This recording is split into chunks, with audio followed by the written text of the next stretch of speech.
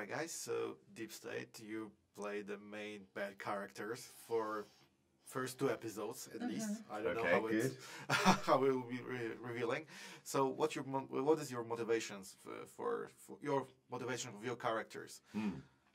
I think the primary motivation is to, the first thing, rather than just go, oh, they are bad, or presenting to be bad, at least at this point in the show, who are these people as human beings?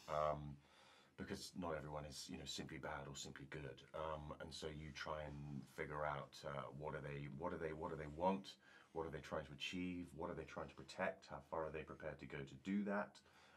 So you start with the kind of almost in the basement, and then you sort of build up from there. So a lot of it is about protecting certain things, be it themselves possibly, family, the nation, the world. And asking very difficult moral questions. Yeah, but are there any lines that you won't cross? And I'm asking Anastasia, because your character for those 2 episodes that we saw, you don't fool around. If somebody has to be gone, that is gone. It doesn't matter. Is it a child? Is it a person? Is it I think there's a term, I believe, in government agencies and the military, and collateral damage. You know, you have to give up a few to protect the masses, to protect the majority. And I think if you look at the individual choices that people make in these fields, yeah, it can be really shocking, devastating. I would not want to be making those choices. It would not sit well on my conscience. But these are people who've gone into this work to do good, whatever that is to them. You know, my version of doing good might be very different from yours. What I'm protecting might be not to your detriment, but she's gone in to protect a way of life, to protect democracy, to save the world from nuclear warfare. You know, this is what she believes. And so in that framework, collateral damage of losing a few, albeit a massive decision, I think, still for her, she's become accustomed to making those choices. And I'm not defending that, but I think it's about perspective, you know. Because why I asked Anastasia about it, because I see some conscience in your character that he's saying, no, we cannot do it. And after a call with her, everything's changed. Yeah, bow down before the great Amanda Jones. Well, there is a conscience. I think human beings generally have a conscience, and there's always those lines. How far do you go to protect? I mean, I think that's what hopefully the show will do. Will allow an audience watching it ask the question, you know, to protect something that you love, for example, what would you do? And I think if all of us, you know, if I asked you the same question, you know, if something that you know or love and want to protect is under threat, how far would you go? And it's probably a lot further than you think. Unfortunately, as a sort of a drama, we can place ourselves as characters within those scenarios, so that our audience doesn't have to. But it presents a very interesting moral kind of question, and I think even with all the explosions and all the fun stuff a spy thriller has, I think the audience will be drawn to the decisions that these characters makes and why they do it. It was really difficult, honestly, because you have to, you know, you're taught as an actor, you have to love your character. You can't judge them from the outside, because then you're really not embodying it.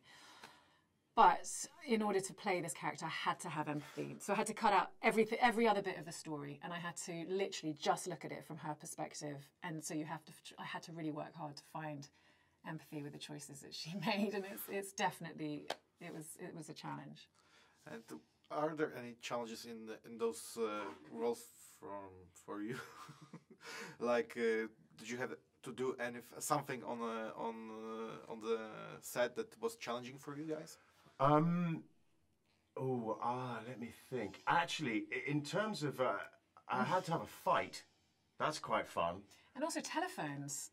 Yes, actually, we had to act on telephones all the time. We had to have captivating scene dialogue with someone else who actually wasn't there on the day on a telephone. So we had to.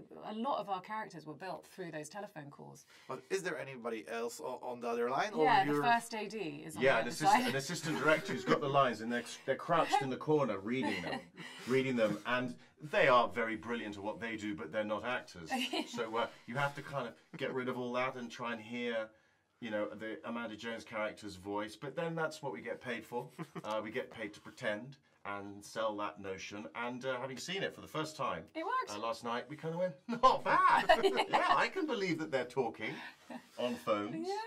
Do you like such shows, like a spy thriller? Yeah, I love them. I love them. I love them because they, I think they kind of, I think you have literally a physical reaction to them, an audience does. I do. So that sort of fight or flight syndrome, you know, there's not cortisone, whatever the hell that you know, runs around our body. It's really exciting. It's like we'd like to be scared. There's a thrill in it because we are inherently safe because we're watching it on TV, but it's the nearest we can get to real danger. So I think we have a physical reaction, and you know, we love to be excited. And you're asked to play Cluedo. I mean, you're asked to sort of figure it out. And I think that's quite fun to like. This show is great in trying to just figure out the pieces of the puzzle. Yeah, but I love them, and also they're really fun to do. They're really fun to do because they're complex, and the characters are not just good or bad, and it's television, so it's very near also to what is happening on a daily basis. And that's the thing, a drama holds a mirror up to all of us, and we live in a crazy world at the moment. And what's so extraordinary is that this show was shot, last year, and the post-production, and now the audience, but every day something new happens. So I think our showrunner is either a genius or God. He can see stuff that... I also think it's reflecting what happened 10 years ago, 20 years ago, yeah, 100 years ago. I mean, we're not learning from it. We're not learning from history, which is frustrating. Yeah. So it's a very kind of, modern, contemporary show, which is great. All right. Thank you very much.